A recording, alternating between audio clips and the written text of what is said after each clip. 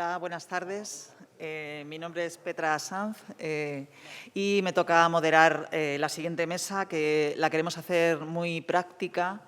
La hemos titulado Convénceme con tus casos y entonces espero que mis compañeros que están aquí a mi lado nos convenzan con casos de situaciones que se presentan con frecuencia en la práctica de la hemodinámica, del intervencionismo, como son las oclusiones crónicas o las bifurcaciones, y es un reto para todos los que nos dedicamos a la hemodinámica.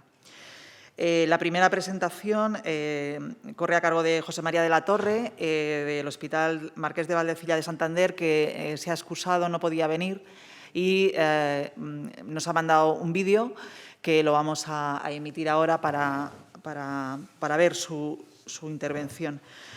La charla suya se titula «La imagen cambia la actitud en el intervencionismo coronario».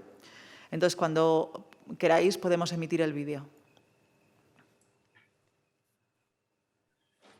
Hola, amigos y amigas de la Sociedad Castellana de Cardiología. Como no puedo estar con vosotros el 16 por diversos motivos, bueno, pues os envío esta presentación para el segundo Flashlights en tratamiento antitrombótico y cardiología intervencionista que se organiza en el Gómez Ulla en Madrid, ¿no? El título de mi presentación es Convénceme con tus casos, la imagen cambia la actitud en el intervencionismo coronario, ¿no? Y es algo que es fácil porque yo creo que ya veréis, y vosotros seguro que tenéis la experiencia de que esto sucede y mucho, ¿no?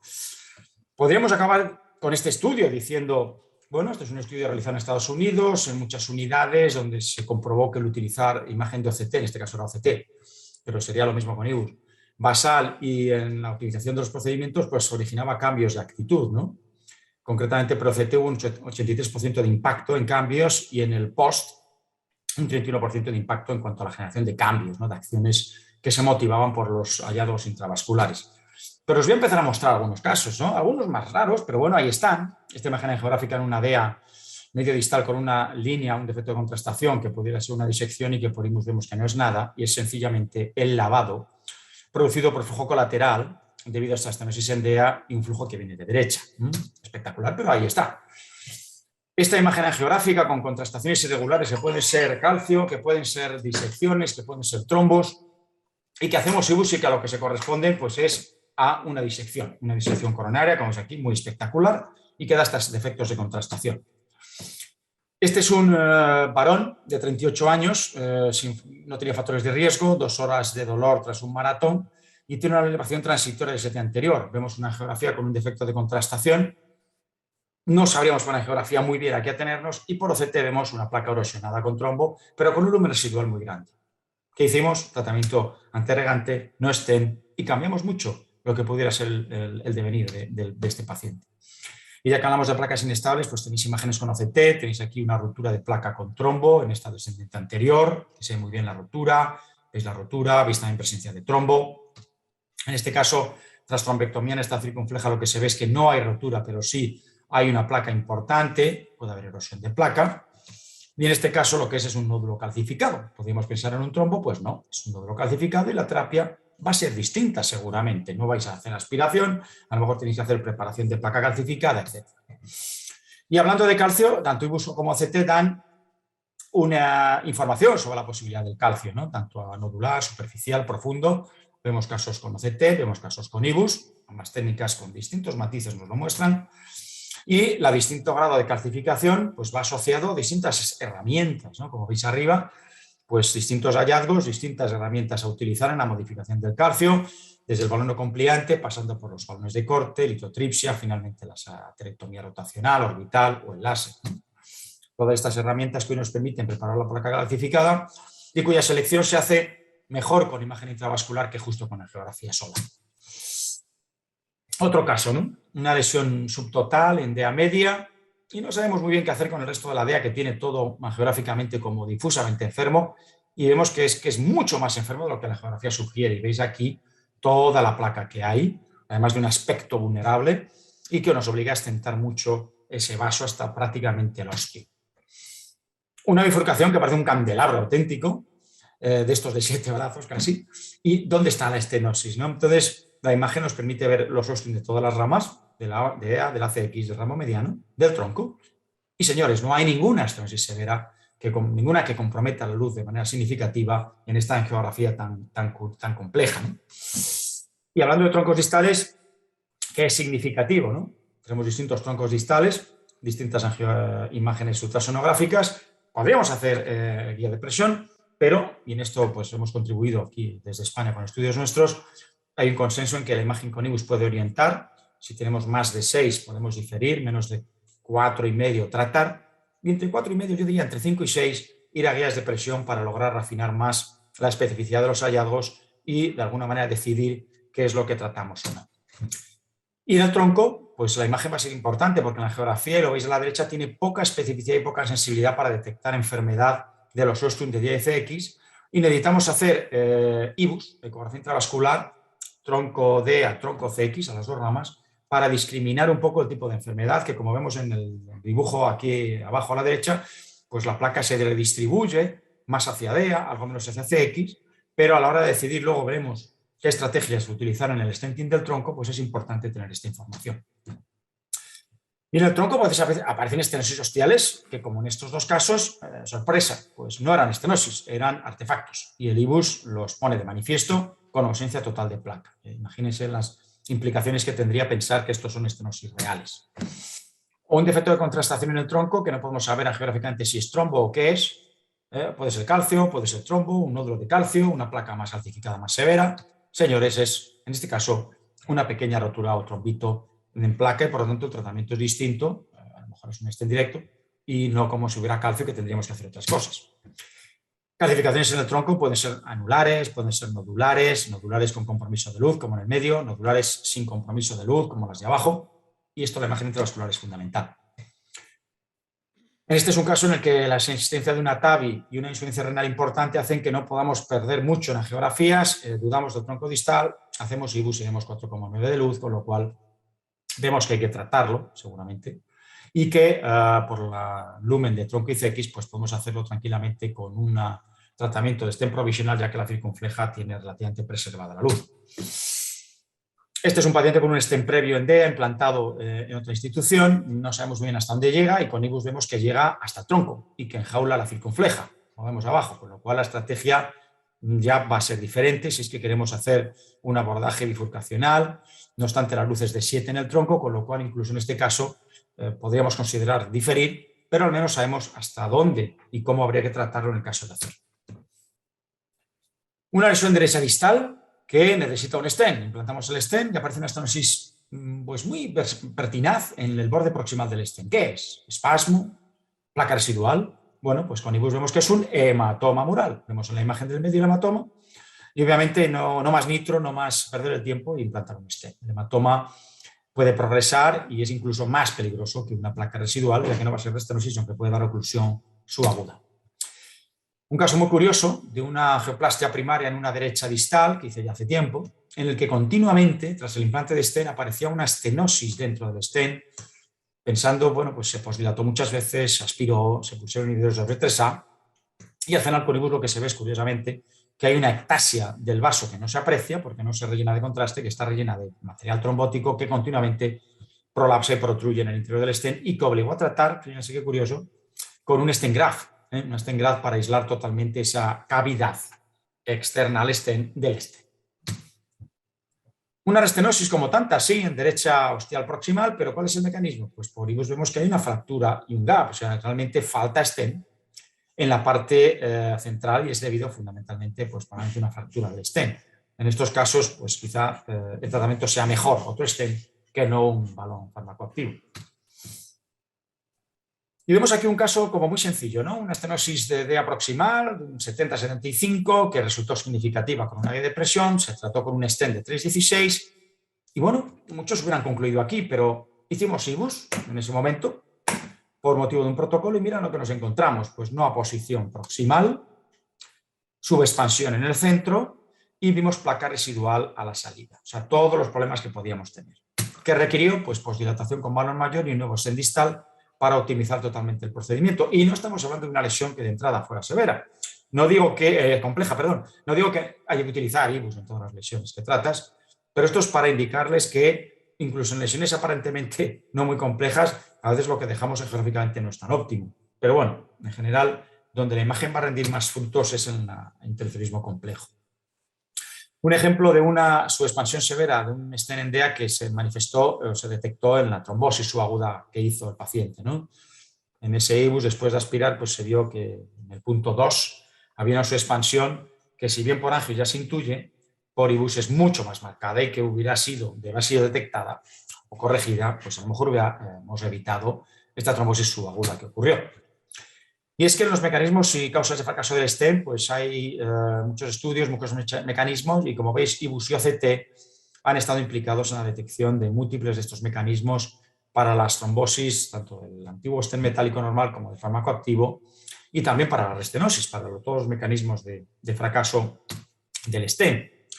Hay múltiples estudios, aquí están listados, estudios con IBUS sobre predictores de trombosis precoz y restenosis con stent fármacoactivos. Tenéis mecanismos múltiples como subexpansión, protrusión de placa en los infartos, problemas de borde, de stent borde, longitud de stent larga, asimetría, excentricidad. Y luego tenemos con OCT. También hay mecanismos identificados por OCT para predecir la restenosis o los MACES tras un implante de stent, ¿no? La subexpansión, pequeña luz de stent, protrusión también de placa dentro del stent, problemas de borde, placa residual, disecciones, hematomas, etc. En el tronco quiero dedicarle un poco a aspecto especial porque el IBUS en el tronco, la imagen intravascular en general en el tronco, va a aportar mucho en lo que es valoración y guía y optimización de procedimientos, ¿no? Decidir si uno o dos stents, valorar la calcificación, hacer el tallado de stents y balones y optimizar finalmente la expansión, la posición, los bordes, la potencial detección de deformación, ¿no? Podemos utilizar la imagen intravascular para detectar o decidir si uno o dos stents, y los que están en rojo son criterios ultrasonográficos muy precisos para decidir, por ejemplo, provisional stenting, ¿no? Si la luz en CX es más de 3,5 y la carga de placa es menos del 50%, va en favor de provisioning. Esto en cuanto al provisional stenting. En cuanto a dos stents, pues el criterio sería el contrario. Hay criterios angiográficos, pero uno ultrasonográfico es una circunfleja ostial con una luz de menos de 3,5 y una carga de placa de más del 50%, en cuyo caso el compromiso de la circunfleja tras un provisional stenting tronco DEA puede ser significativo y a lo mejor nos está informando de que es mejor ir con dos stents de entrada. Luego hay criterios angiográficos, obviamente, tanto basales como tras el provisional, que sugieren el cambio a estrategias de los stents. Un ejemplo de tronco distal, súper compleja la bifurcación, muy difícil ver qué es lo que está afectado y lo que no en una circunfleja enzima dominante. IBUS, gran placa en el tronco, placa en DEA moderadamente alta y en cambio circunfleja placa mucho más ligera, con lo cual decisión clara, tranquila, de un solo stent tronco DEA, 4,16, POT con 5, también tallado por IBUS, resultado perfecto. Un tronco con una bifurcación que puede ser calcificada, pero no sabemos la complejidad que tiene, que pudiera estar disuadido de hacer intervencionismo, pero es una mujer muy mayor. Y haciendo IBUS, afortunadamente, nos encontramos con una enfermedad concentrada en los osteons, con calcificaciones de 180 grados, no más, que anima a procedimiento de intervención. Y así se realiza, y es de las pocas veces que un UV-stenting está indicado, ya que el tronco está bien y puede alojar los dos stents y una neocarina corta, y la enfermedad está concentrada en los osteons. Se hace un V-stenting con stent de 3, un buen kissing y un resultado perfecto para esta buena mujer. Fijaros este caso tronco distal, se trata con 3,5-20, se posdilata a nivel más distal con 4 y a nivel más proximal con 4,5. Angiográficamente lo hemos dado por perfecto y por IBUS hay que mirar la gran mala posición que todavía existe en ese stent, ¿no? Esa mala posición tan importante obliga a un balón de 5, que como se trata de posicionar, no de expandir, pues utilizamos semicomprimante para llevándole a más atmósferas llegar a 5,2, 5,3, que es lo que va a permitir la posición completa que se logra y que vemos a la derecha y que angiográficamente no podríamos detectar. Un tronco tratado sin IBUS, la geografía no convence al operador y, sorpresa, el ostium no está cubierto, la luz es de 5,2, luego vemos el stent y esto obliga a complementar con un nuevo stent ostial. Esto quizá es debido a que no se hizo un buen abordaje desde el principio. Y luego una cosa no tan extraña que es la deformación proximal del stent. El stent es que implantas hasta la unión aorto-ostial y como en las manipulaciones del catetería puedes deformar, ya que aparece un stent deformado, se detecta con la imagen intravascular y se corrige con un último balonazo, una última dilatación en ese punto y ya sin enredar más con el catetería dando por buenos resultados. El rewiring en bifurcaciones, muy concretamente en la circunfleja, pues se ve muy bien con OCT tridimensional es fantástica la imagen, como vemos aquí. Yo tengo algún caso con IBUS, es un caso de, como veis aquí, una guía que se intenta cruzar a través del estén tronco D hacia circunfleja y se ve arriba que está fuera del estén en un momento determinado, con lo cual ahí avanzar un balón podía generar problemas. En ese momento se recoloca la guía, asistido por IBUS, y aquí ya la situación es correcta y se puede continuar. Hay criterios, hemos publicado en nuestro grupo unos criterios para optimización del stenting en el tronco, con provisional stenting, basado en el porcentaje de expansión respecto a la luz de referencia. Podéis ver un poco en detalle en este paper estos datos, valorando un checklist de la posición, la deformación proximal y los bordes de stent distales, y así revisar los resultados en un provisional stenting. Este es un ejemplo de un stenting de tronco a circunfleja, no a DA, porque era lo severo a la circunfleja. Y vemos como tras el primer implante hay una luz en tronco distal de solo 7 y cómo exige una optimización hasta 11 con 4 milímetros de balón a alta presión, ¿no? Esto es un ejemplo de optimización con IBUS. Cuando se utilizan dos stents, estos son los criterios. Aquí ya hay que mirar a los dos stents. La expansión del tronco distal se valora con más del 90% de la luz de referencia proximal del tronco. En el Austin de DXX, pues más de un 90% respecto a la luz de referencia en DXX respectivamente. Y un ejemplo pues es este tronco tratado con dos stents. Y en un momento dado, en la mitad del procedimiento, vemos que la expansión del stent en tronco es solo de un 76% y se optimiza hasta un 97%. Y luego, bueno, pues se observa que en DI circunfleja pues, obtienen expansiones de más del 90%. Con lo cual, es un ejemplo de una comprobación de resultado con IBUS, comprobando la cobertura completa, la simétrica neocarina y unas expansiones adecuadas a nivel de tronco distal y de Austin de circunfleja en una técnica de doble stent en el tronco. Criterios generales para la optimización en el tronco, pues vemos aquí las disecciones máximas tolerables serían en general de menos de 2 milímetros de longitud y menos de 60 grados. En cuanto a la posición, pues vemos menos de 1 milímetro de longitud, menos de medio milímetro de expansión, de diámetro. Y luego las expansiones, ¿no? Hay unos criterios mínimos, la famosa ley del 5, 6, 7, 8, y luego el 90% de expansión. ¿Y todo esto en qué se traduce el utilizar imagen intravascular? Pues en lesiones complejas como las largas tenemos un ensayo, beneficio a los 5 años en favor del IBUS en términos de MACE, de eventos realmente clínicos, ¿no? En las oclusiones totales crónicas, lo mismo. Tenemos un randomizado y, bueno, un beneficio clínico real. El Ultimate es un ensayo en todo tipo de lesiones y aquí también hay un beneficio en el objetivo primario de 1 año a favor de la utilización de imagen intravascular. El metaanálisis de todo este tipo de estudios rinde beneficios en términos de aspectos tan importantes como muerte cardiovascular, infarto y revascularización. No estamos hablando solo de revascularizaciones o de restenosis, estamos hablando de cosas más serias. En el tronco común hay múltiples registros, alguno nuestro, que demuestran siempre un beneficio a favor de la guía con IBUS, incluso en términos de muerte cardíaca y de muerte total. Este es un registro el más reciente británico, con todos los sesgos que tiene un registro, pero bueno, se detectan estas diferencias, que entiendo que parte es por sesgos, pero que indican algo. Y muy importante, en este estudio se vio que a mayor experiencia del operador, más beneficios sacaba del IBUS, más beneficio clínico se detectaba del IBUS.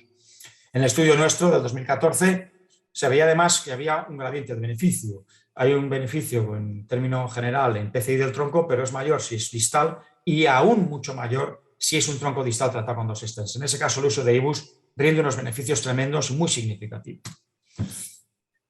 Y usando un protocolo aún es más positivo. Aquí comparamos en este estudio más reciente nuestro cómo el uso de angiografía sola es lo que va peor. Luego iría el uso de IBUS sin protocolo específico y lo último, el uso de IBUS con un protocolo como el que he mostrado antes en las diapositivas, en esos gráficos, con un checklist en el que vas mostrando la expansión, la posición, etcétera, los criterios de expansión, cómo la optimización persiguiendo unos criterios rinde aún más beneficio que un solo uso de IBUS sin más. No obstante, esto amerita un trial, no hay un trial de IBUS en el tronco y se está haciendo. Es el Optimal, ya hemos incluido 300 pacientes casi, muy cerca. Estamos 3 países, 10 centros de España y bueno, pues veremos en unos años los resultados de este ensayo aleatorizado en el tronco IBUS versus angiografía.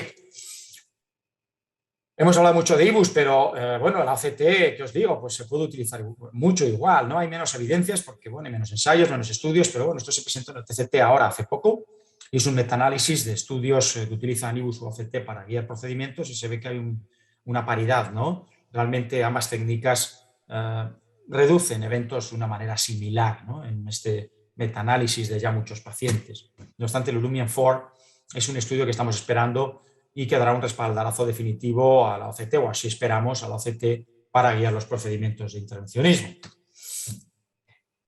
Cuando IBUS y OCT, esto me lo preguntan mucho, bueno, pues hay distintas características de la imagen que pueden orientarnos, ¿no? Pues un tronco yo prefiero IBUS, ¿no? Una placa de insíndrome coronario agudo preferimos OCT. El calcio, las dos son útiles, pero quizá la OCT es algo más precisa. En la oclusión crónica, pues, por supuesto, el IBUS. De alguna manera, en algunas indicaciones los dos. Esto es un esquema que tengo aquí orientativo, pero luego también depende de la experiencia de cada operador, pero del tipo de lesión y del contraste, por ejemplo, si queremos o no utilizar más contraste, etcétera, ¿no? Si queremos una insuficiencia renal, pues utilizaremos más IBUS, por ejemplo. Concluyendo ya, yo diría que la imagen cambia la actitud, desde luego, a mejor. Pero el problema es que esto no se descubre hasta que no se experimenta. O sea, si no, tú piensas que con la geografía lo estás dejando perfecto, hasta que un día haces IBUS y ves que eso no es así. Yo siempre digo que ojos que no ven, corazón que no siente, pero nosotros, como tenemos que sentir, pues tenemos que ver. La utilización de IBUS OCT para evaluar la enfermedad coronaria, guiar y optimizar procedimientos se asocia a beneficio clínico en términos de auténticos maces, ¿no?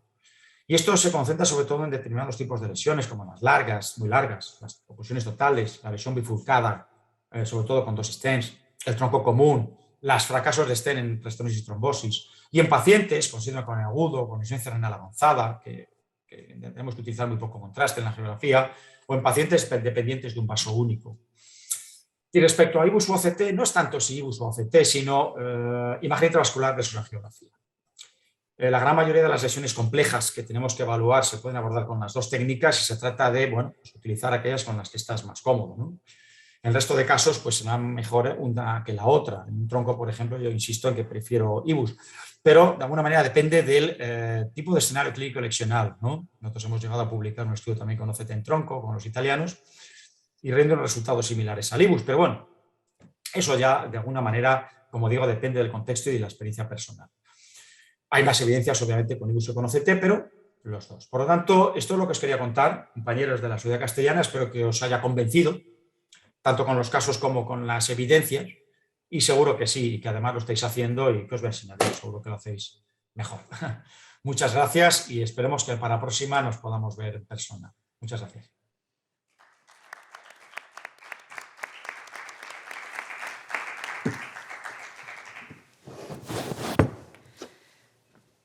Bueno, ahora la siguiente ponencia va a correr a cargo de José Antonio Fernández Díaz, del Servicio de Cardiología de Puerta de Hierro de Madrid, Majadahonda, sobre las oclusiones crónicas, si merece la pena meterse con las oclusiones crónicas que llevan a veces mucho tiempo en la práctica clínica. Muchas gracias por aceptar la invitación.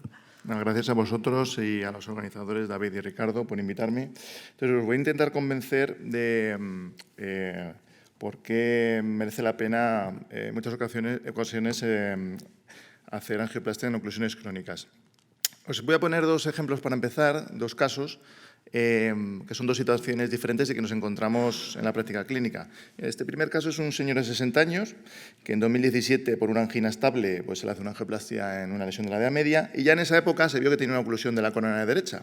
Bien, mucha gente pensará, bueno, pues perfecto, lo hemos arreglado, tiene una oclusión crónica, no va a tener ningún problema con esa oclusión, pero a veces ocurre que pasa el tiempo y en diciembre de 2020 el paciente pues ya tiene una angina importante. Aquí os he puesto un poco la descripción del médico que lo atendió, episodios de opresión torácica que han aumentado progresivamente, irradiado a mandíbula, bueno, una angina típica, ¿no? Se le hace una ergometría que es clínica eléctricamente positiva precoz y, bueno, pues le hacemos una coronografía pues, para ver qué ha ocurrido, ¿no? Y lo que ha ocurrido es que el señor tiene un buen resultado de la angioplastia de la DA, pero sigue con su oclusión crónica y no hay nuevas lesiones. O sea, que le está dando angina a la oclusión, aunque ya la tenía hace unos años. Esto ocurre a veces, bueno, pues no sabemos bien por qué, pero ocurre. Entonces, bueno, pues planteamos hacer una angioplastia, que veis la oclusión, es una oclusión muy larga de la coronaria derecha, sin un muñón claro. En este caso pensamos que la mejor estrategia era retrógrada. Y veis aquí, perdón, que se me ha pasado el vídeo, veis aquí pues que vamos por vía retrógrada, hacemos una técnica reverse cart para meter la guía retrógrada en el catéter anterógrado y, bueno, pues este es el resultado final. y al mes el paciente acude a revisión, está asintomático y camina 1 hora y media al día, ¿no? Esta es una de las situaciones que podemos encontrar en las oclusiones, pero hay otras situaciones que nos plantean las dudas de si estamos mejorando el pronóstico. Yo creo que sí. Mirad, este es un paciente de 59 años que viene este verano por un infarto con elevación del ST, de localización inferolateral, y se le hace una angioplastia primaria. Entonces, veis aquí que tiene una oclusión de la circunfleja, tiene una descendente anterior sin lesiones significativas y tiene una oclusión crónica de la derecha. Es decir, que el señor se ha presentado con un infarto, con elevación del ST, y tiene cerradas 2 arterias realmente, ¿eh? Esto claramente supone un mayor riesgo para el paciente, ¿no? En este caso, pues se hace la angioplastia primaria con un buen resultado. Se le hacen las pruebas después, si se ve que el paciente que tiene un ecocardiograma con una fracción de eyección adecuada, con una pequeña hipoquinesia lateral, y se le plantea la revascularización de la corona derecha, en este caso, como he dicho, probablemente con el objetivo de mejorar el pronóstico, ¿no?, a largo plazo del paciente. También veis que es una derecha compleja, una oclusión muy larga. Utilizamos la misma estrategia. Aquí hacemos una externalización de la guía y a la derecha veis el resultado final. Y el paciente actualmente se encuentra asintomático. Esta es, digamos, otra situación que nos podemos encontrar con las oclusiones. Pero yo os quiero convencer no con casos aislados, sino con evidencia, ¿eh? Y hay bastante evidencia.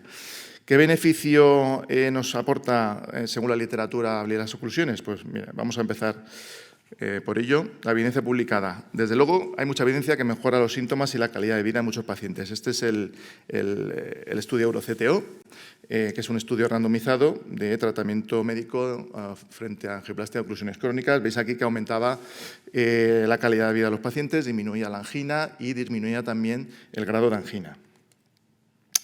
Y, de hecho, esto lo vimos en el estudio que publicamos del registro de oclusiones, donde veíamos que si la recanalización de la oclusión era exitosa, mejoraba la angina del paciente. Pero no solo la angina, sino que también un beneficio en isquemia y arritmias. Mirad, este es un subestudio del SINCTAS, donde se cogieron a los pacientes que tenían oclusión crónica y se vio cómo era el resultado a largo plazo de los pacientes en los que se les hacía una revascularización completa, es decir, que se les abría también la oclusión crónica, frente a los que no. Y claramente a los que se les abre la oclusión crónica, se les hace revascularización completa, mejoran el pronóstico. Y arritmias, también arritmias, a veces no lo tenemos en cuenta.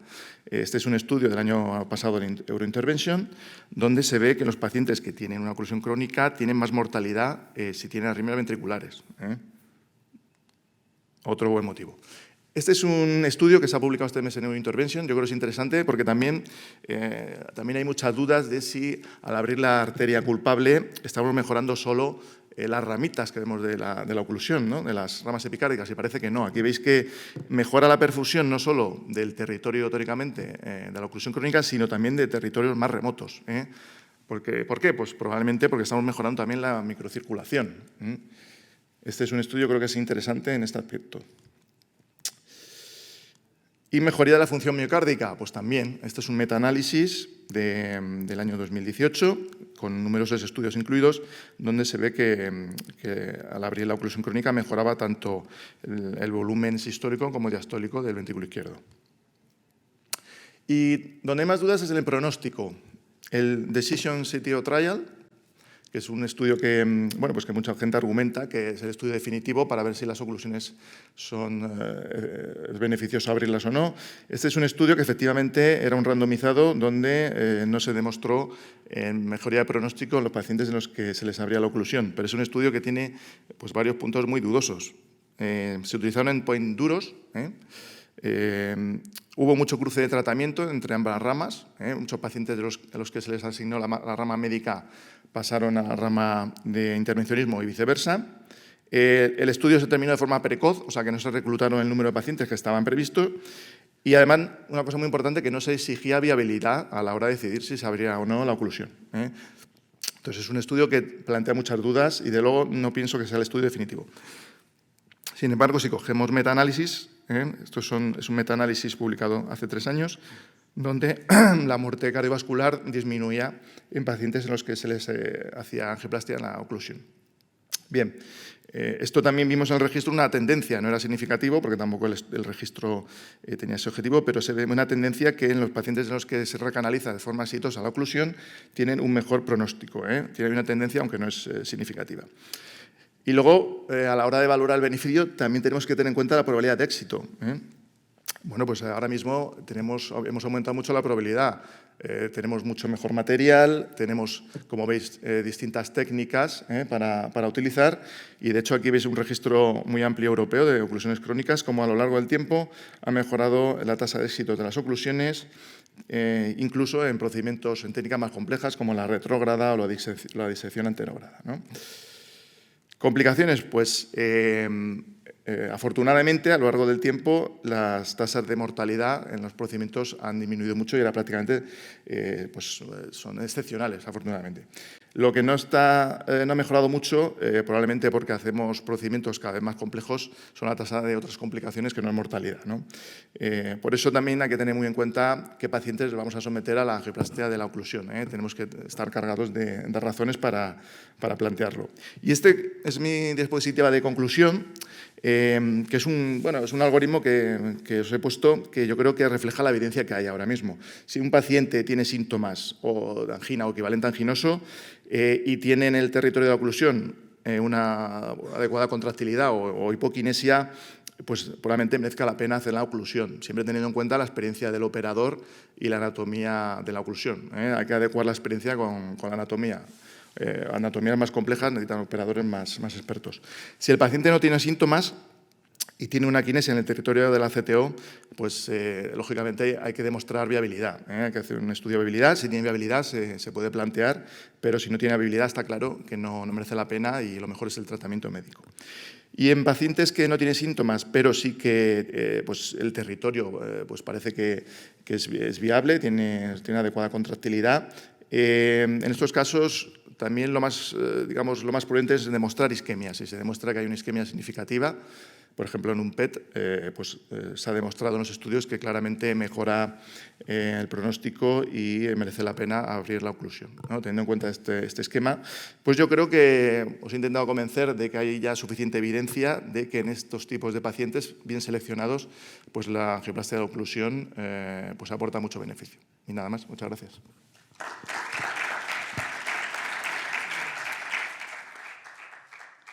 Muchas gracias, José Antonio. Gracias por ajustarte al tiempo. Y para finalizar esta mesa, el doctor Juan Franco, del Servicio de Hemodinámica de Cardiología de la Fundación Jiménez Díaz, nos va a contar cuál es su experiencia en las bifurcaciones coronarias y si es mejor doble stent o stent simple en este contexto. Muchas gracias, Juan. Cuando quieras. Nada, muchas gracias en primer lugar a la Sociedad Castellana por la invitación para dar esta charla, en la que voy a intentar convenceros de algo que probablemente no lo consiga porque ya muchos de vosotros estáis convencidos de que a veces es mejor utilizar un doble stent. Pero bueno, vamos a revisar un poco cómo está la literatura del tratamiento de las lesiones en bifurcación. Y lo primero de todo, bueno, por una cosa de perogrullo vamos a empezar, que es definiendo qué es una lesión en bifurcación, que podríamos definir aquella que está adyacente a una división de dos ramas coronarias que consideramos importantes, y las consideramos importantes sobre todo en el sentido negativo de que si las perdemos, pues creemos que nos meteríamos en un problema importante y el paciente también. Sabemos que es uno de los entornos complejos del intervencionismo coronario y tiene la mala pata de que las bifurcaciones coronarias son uno de los lugares emblemáticos donde a la cardiopatía isquémica, a la arteriosclerosis le gusta focalizarse y son muy frecuentes en la práctica clínica. Del tratamiento médico, paso muy rápido esta diapositiva, obviamente rigen todos los principios de la cardiopatía isquémica, pero nos vamos a centrar aquí en el tratamiento percutáneo. Y muchas veces en medicina lo primero que miramos son qué dicen las guías de práctica clínica y tampoco creáis que hay mucha literatura en las guías de práctica clínica específicamente de qué hacer en las bifurcaciones. Las únicas guías que tienen un apartado específico son las guías de 2018 de revascularización europeas, ni siquiera las guías que justo la semana pasada habían salido de la Americana de Revascularización mencionan nada específico de las bifurcaciones. Y realmente las guías zanjan un poco la discusión diciendo que la técnica del stent provisional, es decir, aquella de implantar un stent que vaya desde el tronco principal hasta la rama principal, con las técnicas de optimización que ahora están de moda, las de optimización proximal, y solo tratar con un segundo stent pues, la rama lateral cuando tengamos un problema que puede ser obviamente una oclusión, pérdida de flujo o una disección coronaria a este nivel. ¿Para cuándo nos quedarían las técnicas de doble stent? Bueno, pues se habla de, y un poco la práctica nos dice, ramas laterales que sean o muy grandes o que la enfermedad se extienda más allá del ostium de la misma, sean lesiones de más de 5 milímetros en la rama lateral, o que anticipadamente por la anatomía de la bifurcación consideremos que si tenemos un problema va a ser difícil recruzar para poder salvar esa rama. Digamos que el paradigma de todas estas cosas que estamos hablando sería la bifurcación verdadera del tronco coronario, que es donde incluso las guías nos dicen que siempre tengamos en cuenta la posibilidad de utilizar la técnica de doble stent. ¿Y qué técnica de doble stent podríamos utilizar? La verdad es que hay muchas técnicas descritas. Las tres probablemente más conocidas y más utilizadas son las técnicas de la T con o sin protrusión, el clásico, la técnica del culot, y bueno, la que está más de moda y que incluso las guías encumbran por encima de las demás es la evolución del clásico crash, que es la técnica del doble kissing crash. Entonces, esto es lo que nos dicen las guías de 2018. ¿Ha salido algo nuevo? Pues ha salido alguna cosa nueva que os pongo a continuación. Concretamente os traigo dos estudios que creo que bastante importantes, que ambos abordan pues digamos, la madre de todas las bifurcaciones, que es la del tronco coronario, con objetivos diferentes. El primero de ellos es el estudio llevado a cabo por el European Bifurcation Club, el EBC Main, en el cual se incluyeron pacientes con bifurcación verdadera del tronco coronario, se aleatorizaban a stent provisional o técnica de doble stent de entrada. Y en este estudio, reseñar que es importante, se hacía un seguimiento simplemente clínico al año del procedimiento, no se hacía un seguimiento angiográfico. En cuanto a las características de estos pacientes, no eran demasiado complejos. Fijaos que en todos los que se reporta el Syntax score está en el tercil bajo o intermedio. En aquellos pacientes en los que se hizo provisional stenting, aproximadamente el 20% acabaron con un segundo stent. Y la técnica que más se utilizó es la del culot, que se utilizó en más del 50%. Se podían utilizar tanto el decay crash como el T and protrusion, pero la más utilizada fue esta. A mí me ha llamado mucho la atención de este estudio, también del siguiente, es que a pesar de lo que nos ha comentado el doctor de la Torre en la primera presentación, fijaos que siendo un ensayo clínico multicéntrico de primer nivel, solo se utilizaban técnicas de imagen intravascular en el 40%, lo cual pues, es bastante llamativo. Los parámetros que nos miden, la complejidad del procedimiento, la duración del mismo, la cantidad de radiación, obviamente favorecían al brazo de stent provisional. Y en cuanto a los resultados clínicos, pues nos encontramos con que no había diferencias significativas en ninguno de los dos brazos. Incluso si nos fijamos numéricamente, pues parecía favorecer al provisional stenting más que la técnica de doble stent. Entonces aquí, si nos fiamos de este estudio, pues prácticamente podríamos zanjar la discusión y no os puedo convencer del doble stent en bifurcaciones porque, como veis, pues tenemos una técnica más sencilla, más rápida, más barata y que nos da por lo menos los mismos resultados, si no mejores, que la técnica del doble stent. Esto va un poco en línea diferente con este estudio que os presento, que es el seguimiento a 3 años del decay crash 5, en el cual también se aleatorizaban pacientes con bifurcación verdadera del tronco distal a stent simple o doble stent, en este caso con la técnica del decay crash. Muy importante de este estudio, y por lo que veremos ahora, es que por protocolo se hacía un seguimiento angiográfico a los 13 meses, que ahora veremos la importancia de este. Y estos pacientes, a diferencia de los europeos, eran más complejos. Fijaos que más del 40% estaban en el tercil alto de Sintas Score, que os recuerdo que según nuestras guías de práctica clínica sería indicación de clase 3, que como sabemos no es que no se pueda hacer, sino que no se puede hacer sistemáticamente. Más pacientes de la rama de stent simple se llevaron un segundo stent, casi la mitad. Nuevamente muy bajo uso de imagen intravascular y en cuanto a los resultados clínicos, en este caso sí que favorecían a la técnica del DKI crash, el endpoint combinado, pero llamativamente, si os fijáis en las curvas de supervivencia, aparece ahí un salto muy llamativo que puede situarse en torno a los 13 meses, coincidiendo justo pues, con el momento del seguimiento angiográfico por protocolo. Y esto bueno, nos da la idea de que muy posiblemente aquí haya algún tipo de sesgo favorable a la técnica del DKI crash y que bueno, por eso este estudio ha sido bastante criticado. Así entonces, en global, pues si ponemos en una balanza a favor del stent provisional, tenemos que es una técnica mucho más sencilla, más rápida, y se asocia con menos eventos agudos, menos elevación de marcadores de necrosis después del cateterismo. Incluso, salvo estos resultados del DKI crash, en la literatura se acepta que se tienen probablemente menos eventos a largo plazo. Entonces, ¿para qué quedaría la técnica del doble stent? A mi modo de ver, la técnica del doble stent, sobre todo la técnica del crash o del DKI crash, nos garantiza un buen resultado en la rama secundaria prácticamente antes de comenzar. Otra cosa luego ya es el futuro, pero por lo menos en el evento agudo, en el procedimiento agudo sí que nos permite estar bastante seguros de que no vamos a perder ninguna de las dos ramas importantes.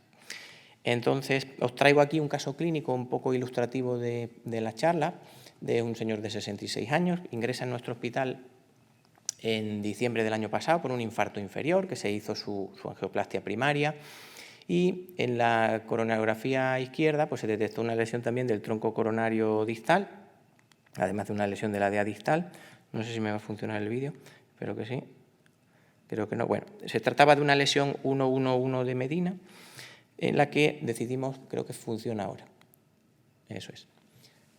Entonces, como veis, hay una lesión afectando tanto al tronco distal como a ambos ostium de DEA y CX, y después de debatirlo, de discutir el caso, bueno, decidimos continuar con el tratamiento percutáneo y, como os digo, utilizamos la técnica del DKI crash. Esta técnica del DKI crash, como vamos a ver, un poquito tiene su complejidad. Hay que pasar guías hacia DA, CX, predilatar hacia CX, predilatar hacia la DA. En este momento implantamos el stent desde el tronco, asomando en el tronco hacia la CX, y mantenemos un balón no inflado en el tronco DA, que es el que nos va a permitir hacer el crash del stent de la CX. En este momento tenemos que recruzar la guía hacia la CX, cosa que ya es más complicada porque tenemos entre medias una capa de metal del stent que hemos aplastado. Hacemos un primer kissing balloon. En este momento ya podemos implantar el stent del tronco a la DA y nuevamente tenemos que recruzar hacia la CX, cosa que es todavía más compleja que en el primer paso porque ya tenemos doble capa de metal por ahí que nos puede entorpecer y puede tener su complejidad.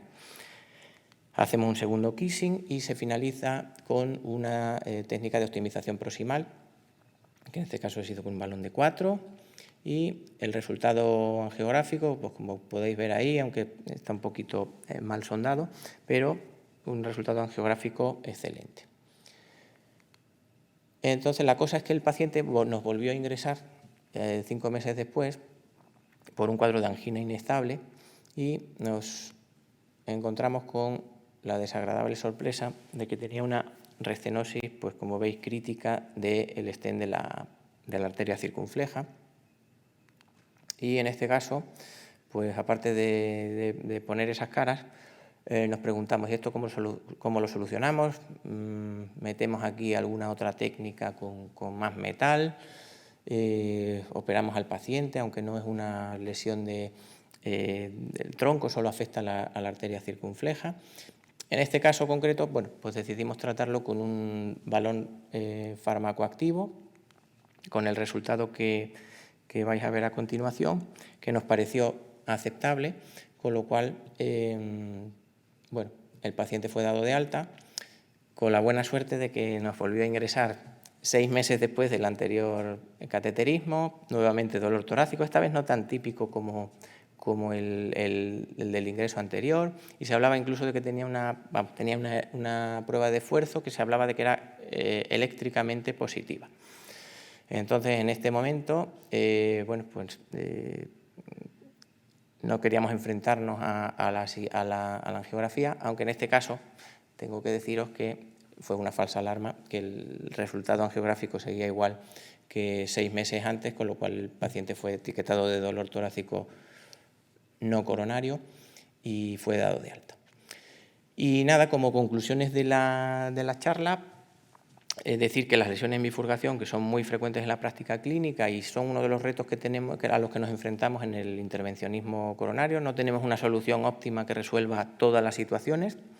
La técnica del stent provisional, por lo sencilla que es y porque sus buenos resultados, debe ser la técnica de elección para la mayoría de las lesiones en bifurcación, pero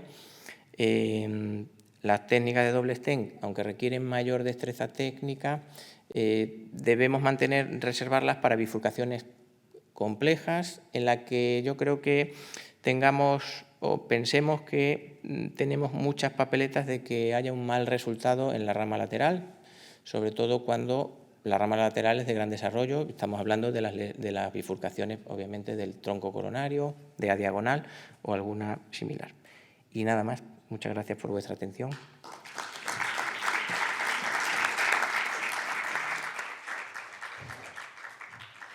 Muchas gracias, Juan. Vamos a hacer un breve debate de no más de 5 minutos porque vamos con retraso. Si hay alguien en el público que quiera hacer alguna pregunta.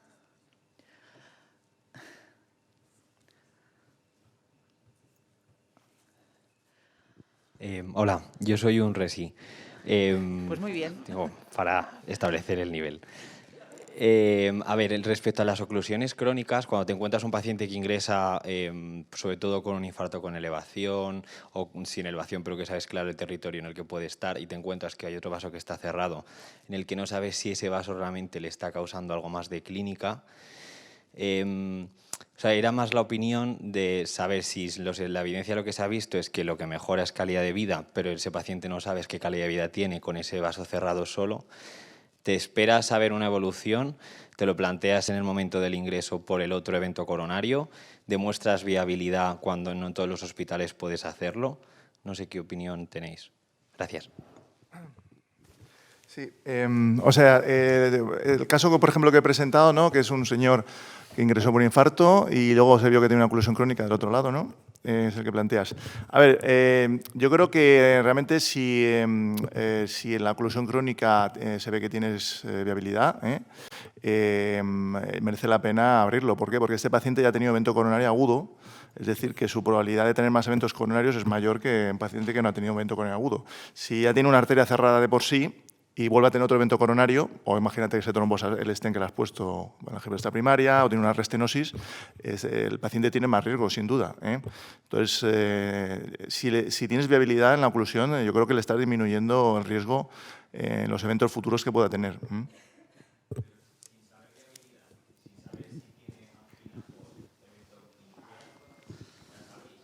A ver, es que viabilidad... El segundo ejemplo que has puesto. Sí, tiene que tener viabilidad. El segundo caso que puse tenía viabilidad. Es decir, el territorio de la derecha se contraía bien. O sea, que tiene viabilidad. ¿De acuerdo? El paciente no tiene angina, pero en este caso tú no estás buscando mejorarle la angina, estás buscando mejorar el pronóstico. Bueno, Soy Alfonso Suárez, también hemodinamista y hago oclusiones crónicas, pero una cosa que no se encuentra con los pacientes, bueno, sobre todo con los clínicos, es en este paciente que te viene por un infarto con elevación del ST, que tiene una oclusión crónica, pero que anteriormente estaba asintomático. Entonces, ¿qué le estás mejorando al abrir la oclusión crónica? ¿Qué le estás mejorando? Pues yo creo que estás mejorando el pronóstico al paciente. Pero estaba asintomático previamente y ya sabíamos que tiene la oclusión crónica. Sí, pero hay dos aspectos. Uno es, las oclusiones crónicas yo creo, y lo he demostrado creo en toda la evidencia que hay, no solo tienes que buscarle mejorar la clínica, hay bastante evidencia de que le puedes mejorar la isquemia, desde luego, y de hecho, fijaos, nosotros constantemente, y de hecho los cirujanos, cuando hacemos las sesiones médico-quirúrgicas, mucho de su argumento es que nosotros hacemos revascularización completa. Bueno, pues muy bien. Sin embargo, tenemos un paciente con una oclusión crónica y no nos importa que no tenga revascularización completa. Estamos mejorando el pronóstico. Aquí hemos visto estudios donde pues le mejoras el pronóstico, disminuyes, si tiene arritmias, el riesgo de mortalidad con las arritmias. Es decir, yo creo que hay suficiente evidencia. Si tienes viabilidad, por supuesto, si no tienes viabilidad, nada. Siempre tienes que demostrar que tienes viabilidad. Estás mejorando el pronóstico, sobre todo en pacientes que ya son enfermos coronarios que han tenido un evento agudo en otra arteria. Que tienen más posibilidades de tener más eventos agudos que alguien que nunca ha tenido evento agudo, ¿no? Entonces, yo en este tipo de pacientes yo creo que sí que merece la pena pues abrirle la oclusión crónica. Yo creo que sí que le estás disminuyendo claramente el riesgo si vuelve a tener un evento agudo, que es posible a lo largo de los años. La última pregunta y pasamos al descanso. Sí, un poco por darle un poco la razón a José Antonio, que siempre en todos los estudios que hacemos o que tenemos en la literatura miramos siempre lo que es la clínica y un poco la isquemia y demás. Pero lo que vemos habitualmente cuando se hacen crónicas es que, aunque el territorio no sea isquémico, es un territorio que está necrótico, si el paciente lo individualizamos y es una oclusión que podemos realizar relativamente sencilla y no metemos al paciente en un riesgo muy alto, podemos tener un mecanismo de seguridad, porque tenemos colaterales, que las hemos visto, que son bidireccionales. Es decir, si sabemos que desde un vaso vamos a ver el vaso distal ocluido, si arreglamos ese vaso va a ser un mecanismo de seguridad futuro para los vasos que realmente sí tienen isquemia, que son los vasos que hemos arreglado, como por ejemplo el del infarto que ha tenido en el caso que ha puesto. Entonces, no solo es todo isquemia o viabilidad, es que si es un paciente joven y podemos acceder a esa oclusión crónica, es digamos que un mecanismo de seguridad en un futuro por si tiene algún evento en las otras arterias que hasta ahora no estaban enfermas, que seguramente pueda tenerlas a lo largo del tiempo. Que es un poco la contestación a los dos, o un poco lo que ha dicho también José Antonio. Bueno, está claro que el tema de las oclusiones crónicas da para mucha discusión, hay opiniones y evidencia también.